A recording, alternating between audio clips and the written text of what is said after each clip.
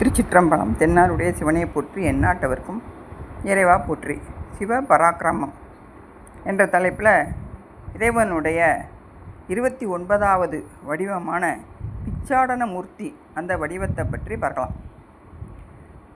தார்காவனத்து முனிவர்கள் சிவபக்தியில் வல்லவர்களாக இருந்த காரணத்தால் யாகமே முக்தி கொடுக்க வல்லது, அந்த யாகம் செய்யக்கூடிய கர்மமே அவங்களுக்கு சிறந்தது என்று சிந்தித்து அதனால் எண்ணில்லாத வேள்விகளை செய்து கொண்டிருக்கின்றார்கள். பரந்த உலகில் நிகழக்கூடிய எல்லாவற்றையும் அறிந்த பரமவதி ஆன பெருமான் அதை உணர்ந்து திருமாலை தம்பால் வர என திருவுள்ளம் கொண்டார். கமலை கேள்வன் கண்ணுதலுடைய கருத்தறிந்து கைலையங்கிரியை அடைந்து திரு நந்திதேவர் விடைபெற்று திரு சன்னிதானத்திற்குள் சென்று சிவபெருமானை பணிந்து நிற்கின்றார்.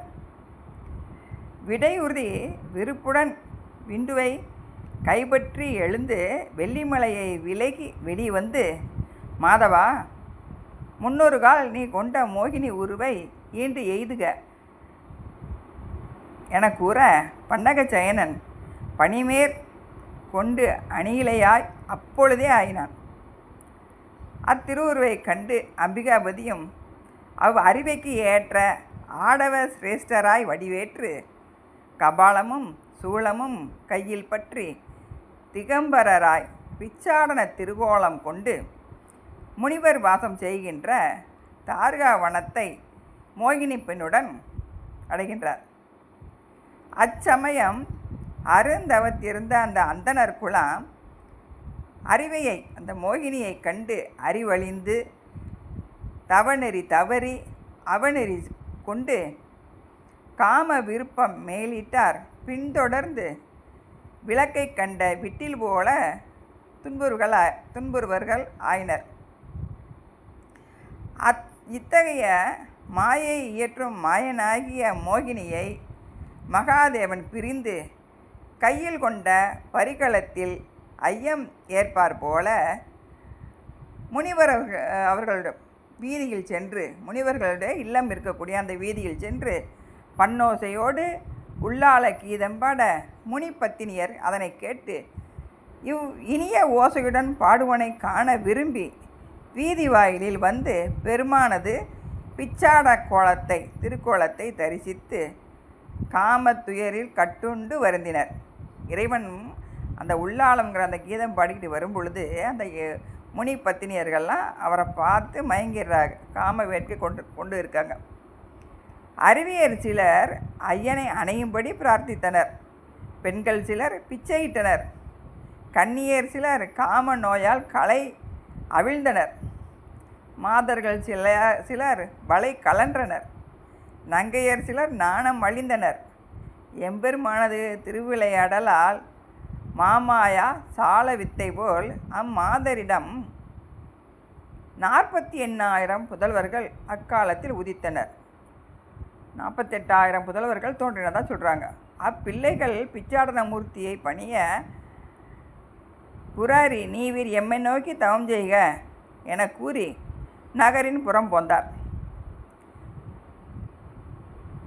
முனிவரை மோகிக்க செய்த மோகினி முதல்வனை அடைய பின்வந்த பெருந்தவத்தினர் தத்தம் பெண்டீரை கண்டு தம் மனைவிமாரும் இத்திகம்பரனால் இந்நிலையை எய்தினர் என கருதி, நாம் ஒரு பெண்ணார் அவமழிந்து காம பாசத்தால் கட்டுண்டோம்.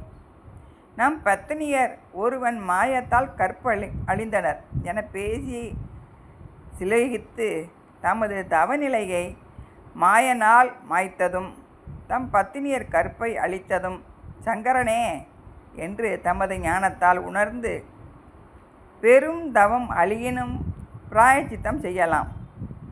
கற்பழிந்ததே, கற்பகாலமும் காசினியோர் நிந்திப்பரே என எண்ணி பிச்சாடனர் பின் செல்லும் பெண்டிரை கூவி, யாவர் பின் செல்கின்றீர்? கற்பழிந்தவர் கடுந்தளல் மூழ்கி காயத்தை ஒழித்திடல் கடன் அன்றேல் உமது ஊரை அடைமீன்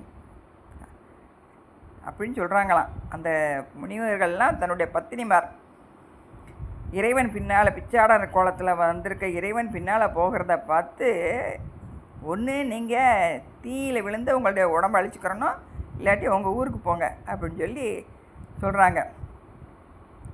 காரிகையார்கள் மனைவிமார்கள்லாம் கணவர் களறிய மாற்றத்தை கருத்துள் கொண்டு கண்ணுதலை பிரிய கால் எழாது அவங்களுக்கு இறைவன் பிச்சாடனர் கோலத்தில் இறைவனை விட்டு வர்றதுக்கு மனசு வரலை.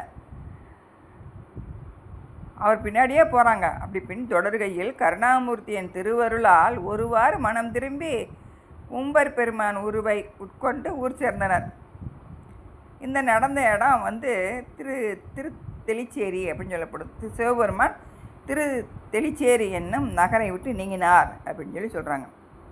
முனிவர் சிவபெருமானை கொல்ல வேண்டும் என்று எண்ணம் கொண்டு அபிசார வேள்வி செய்து அதனை நின்று தோன்றிய புலி, நாகம், முயலகன் முதலியவற்றை பிரயோகிக்க அத்தன் அவற்றை சங்கரித்ததும் உடை முதலியவைகளாக திருமேனியில் அணிந்து துன்புறாத திருமாலுடன் கையிலை சேர்ந்து கமலை கல்வனை விடை கொடுத்து அனுப்பி எழுந்தருளி இருந்தார். இந்த அபிசார வேள்வி செஞ்சதை பற்றியெல்லாம் நம்ம ஏற்கனவே பார்த்துருக்கோம். சார்த்தூலஹர மூர்த்தி அந்த வடிவத்தில் நம்ம இந்த அபிசார வேள்வியில் அவங்க பண்ண இதெல்லாம் இறைவன் எப்படி ஏற்றுக்கொண்டாருங்கிறத பார்த்துருக்கோம். தார்காவன முனிவர் தவத்தையும் அவர் மனைவியர் கற்பையும் அளிக்கும்படி பெருமான் திகம்பரராக பிரம்ம கபாலம் தாங்கி பழியேற்க சென்ற கோலமே பிச்சாடன மூர்த்தி கோலம் என்று சொல்லப்படுது. இதை காஞ்சி புராணத்தில் சொல்லியிருக்காங்க. அடியில் தொடுத்த பாதுகையும் அசைந்த நடையும் இசைமிடரும் வடியிற் சிறப்ப நடந்தரும் மூளை ஏந்தி மரங்கணைந்த தொடியில் பொலிதோன் முனிமகளிர் சுரமங்கையரை மயல் பூட்டி படியிற் எழுதா பேரழகார் பழிதேர் பகவன் திருவுருவம். இறைவன் அந்த பிச்சாடன கோலத்தில் எப்படி வந்தார் அப்படிங்கிறத இந்த காஞ்சிபுராணம் சொல்லுது. அடுத்த பதிவில் பார்க்கலாம். திருச்சிற்றம்பலம்.